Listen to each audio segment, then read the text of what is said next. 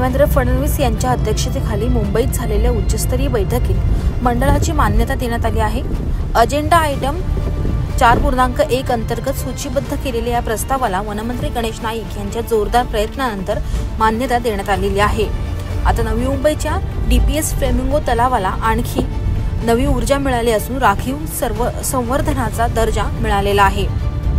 NAAT connect foundation, Navi Mumbai पर्यावरण संरक्षण society, save flamingos and wetland forum आणि Kharghar wetland and hills forum यांच्यासारख्या पर्यावरणीय संस्थांनी सतत चालवलेल्या मोहिमेनंतर हा निर्णय घेण्यात आलेला आहे।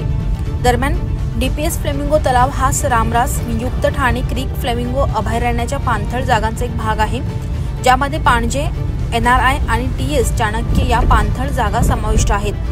भरतीच्या वेळी स्थलांतरित फ्लेमिंगोसाठी या पाणथळ जागा विश्रांती आणि खाद्य क्षेत्र म्हणून काम करतात, तर यावेळी 30 एकरच्या डीपीएस फ्लेमिंगो तलावाला राखीव संवर्धन म्हणून घोषित करण्याच्या प्रस्तावाला महाराष्ट्र राज्य वन्यजीव मंडळाने बुधवारी मान्यता दिली आहे। ठाणे क्रीक फ्लेमिंगो अभयारण्याच्या भागातील पाणथळ जागेला असे संरक्षण मिळण्याची ही पहिलीच वेळ आहे, असे नॅट कनेक्ट फाउंडेशनचे संचालक BN कुमार यांनी म्हटलेलं आहे। आपण पाहूयात त्यांनी नेमकी काय प्रतिक्रिया दिली आहे। बरेच वर्षापूर्वी आमचे नवी मुंबई एन्व्हायरमेंट प्रिझर्वेशन सोसायटीने एक आंदोलन सुरू केले होते, ज्यावेळी ते सिरकोने या जागेत कव्हर करून तिथे कमर्शियल कॉम्प्लेक्स बनवायची। त्यावेळी हायकोर्टाने निर्णय दिले होते की ते कधी करायचं नाही, लेक जो आहे प्रिझर्व करायचा, वेटलँड म्हणून प्रिझर्व करायचे। त्याच्यानंतर ज्यावेळी जेट्टीचा रोड बनले, तिथपर्यंत चांगल्यापैकी फ्लेमिंगो येत होते, पाणी येत जात होतं। त्यावेळी फ्लेमिंगोचे जेट्टीचे रोड बनवले सिरकोने, त्या रोड बनवताना त्यांनी संपूर्ण इथे पाणी येण्या जाण्याचे मार्ग कव्हर केले, म्हणजे त्यांनी समजून बुजून टाकले, विथ कवर्ड विथ सँड। तर त्याच्यानंतर पाणी येण्याचे मार्ग जो आहे तो बंद झाले, त्याच्यामुळे फ्लेमिंगो येण्याची जो आहे 3 वर्षापूर्वी बंद झाले होते। आणि त्याच्यामध्ये असं परिस्थिती अशी निर्माण झाली की संपूर्ण लेक जो आहे वेटलँड डिस्ट्रॉय झाली आणि गेले जानेवारी आणि मेच्या दरम्यान जवळजवळ 15-20 फ्लेमिंगोची मृत्यू झाली होती। त्याच्यानंतर आमच्या आंदोलनामुळे आम्ही ह्युमन चेन वगैरे केले होते, बरेच पर्यावरणवादी आणि गणेश नाईक साहेबांना पण बोलवले आम्ही, त्यांनी पण जागा बघितली, असेंब्लीमध्ये पण ते विषय उचलले गेली। त्यानंतर त्यावेळेचे मंत्री महोदय सुधीर मुनगंटीवार त्यांनी असे निर्णय केले की हा फ्लेमिंगो डेस्टिनेशन जो आहे त्याला सेव्ह करायला पाहिजे आणि ह्या करण्यासाठी काय काय मार्ग काढायला लागेल, त्याच्यासाठी त्याने कमिटीची नेमणूक केली। फॉरेस्टचे सेक्रेटरी होते, त्याच्या अध्यक्ष खाली कमिटी होती। कमिटी निर्णयाप्रमाणे हा लेक जो आहे वेटलँड, त्याला 30 एकरची लँड जो आहे वेटलँड आहे, कन्झर्वेशन रिझर्व्ह म्हणून घोषित करावी आणि ते गेले सप्टेंबर महिन्यात त्याची निर्णय झाली होती। आणि त्यावेळी सिरकोने ऑब्जेक्शन घेतली की तुम्ही करू शकत नाही, कारण काय याचा केस जो आहे सुप्रीम कोर्टमध्ये पेंडिंग आहे। तर आम्ही त्यांना सांगितलं की सुप्रीम कोर्टमध्ये केस पेंडिंग असावं, पण सुप्रीम कोर्टच्या याच्यावर काही स्टे वगैरे काही नाही। आणि त्यानंतर कमिटीने त्यांना सांगितलं सिरकोला की जोपर्यंत सिरकोचा निकाल येत नाही, कमीत कमी तुम्ही 2 इनलेट जो आहे ते मोकळा ठेवा, पण सिरकोने काय नाही केले काम। नंतर आपले नवी मुंबई महानगरपालिकेला आदरणीय गणेश नाईक साहेबांनी ऑर्डर दिले होते की तुम्ही एक मार्ग मोकळा करा, आणि त्याच्यानंतर थोडा पाणी आवाज सुरू झाली आणि 60% आगी जो आहे आता ते संपूर्ण क्लिअर झालेले आहे। पण इथं विलंब का लागला या गोष्टीसाठी? म्हणजे सरकारचे काम आहे, विलंब लागतं, पण तरी सुद्धा विलंबावर बोलू शकत नाही, कारण काही सप्टेंबर महिन्यात निर्णय झाली आणि त्याच्यात एक टेक्निकल बाब अशी होते की कन्झर्वेशन रिझर्व्ह घोषित करण्याच्या पूर्वी देहरादूनला एक इन्स्टिट्यूट आहे, wild life institute of India म्हणून, त्यांचे पण ओपिनियन घ्यायची होती, ते त्यांनी घेतली। फॉरेस्ट डिपार्टमेंटने त्यांची ओपिनियन घेतली, ते संपूर्ण कागदपत्र तयार करायला वेळ लागली। आता ऍक्च्युली आम्हाला वाटतं की जास्त विलंब नाही झालेला आहे। गणेश नाईक साहेबांनी येऊन इथे पाहणी केल्यानंतर आम्ही त्यांना 2दा भेटून निवेदनपत्र वगैरे दिले, त्यांच्या लक्षात संपूर्ण विषय आले आणि तो लोकल MLA असल्यामुळे त्यांनी खूप फॉलोअप केली आणि ते लगेच झाले। Actually it's a very fast decision म्हणावं लागेल। ऍक्च्युली आमची लढाईची हा लढाईची एकच वेटलँड नाही आहे, आपल्याकडे एक एनआरआय वेटलँड आहे, टीएस चाणक्य वेटलँड आहे आणि उरण एरियामध्ये अजून 3 वेटलँड आहे, पांजे, भेंडकल आणि बेलपाडा। ते संपूर्ण वेटलँडचे रक्षण करायची, कन्झर्वेशन करायची गरज आहे, कारण काय ठाणे क्रीक फ्लेमिंगो सँक्च्युरी जो आहे त्याला रामसर साईट म्हणून ओळख आहे त्याची। रामसर साईट म्हणजे आंतरराष्ट्रीय दर्जाची वेटलँड. तर आपल्या संपूर्ण भारतात शहरी भागात असलेला एकच रामसर साईट आहे ती, ठाणे क्रीक फ्लेमिंगोचा तरी. तिकडे फ्लेमिंगोज हायटाईडच्या वेळी आपले वेटलँड्समध्ये येतात, तिथे रेस्ट करायला किंवा आहारासाठी ते इथे येतात शोधायला. तर म्हणून ते जर तुम्हाला ठाणे क्रीक फ्लेमिंगो सँच्युरी वाचवत असेल त्याची कन्झर्वेशन करण्याची पण गरज आहे.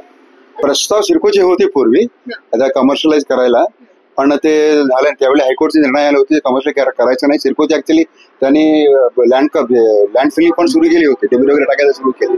हायकोर्टाचे निर्णय होते ते डब्ल्यू तुम्ही काढून टाका, त्याचं तुम्ही कमर्शियल काही करू शकत नाही.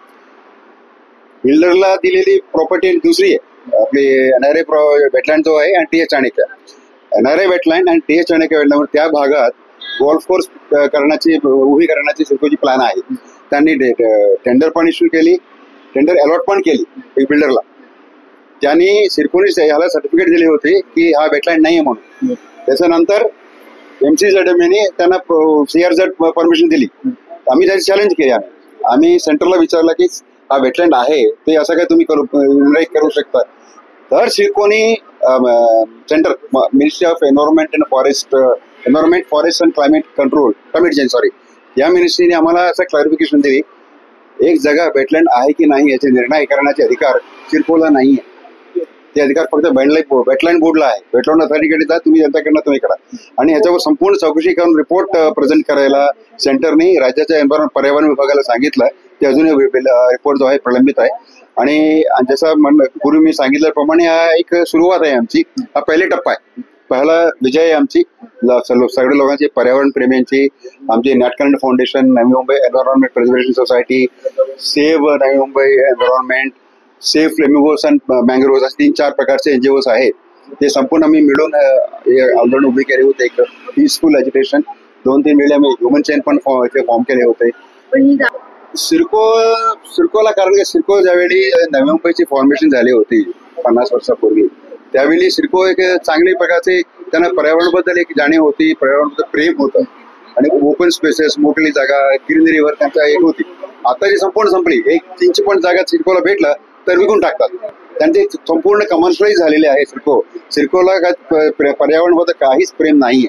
हा एक विचित्र गोष्ट आहे सरकारी संस्था असल्यामुळे, पण ते कमर्शियल ऑर्गनायझेशन आहे, आम्ही काय बोलू शकत नाही. पण लोकांची भावना आहे पर्यावरण रक्षण करायला पाहिजे आणि वेटलँड आपल्याला एक नेचरचं एक काम करतात, त्याचा एक रोल आहे आपल्या इकोसिस्टम मध्ये.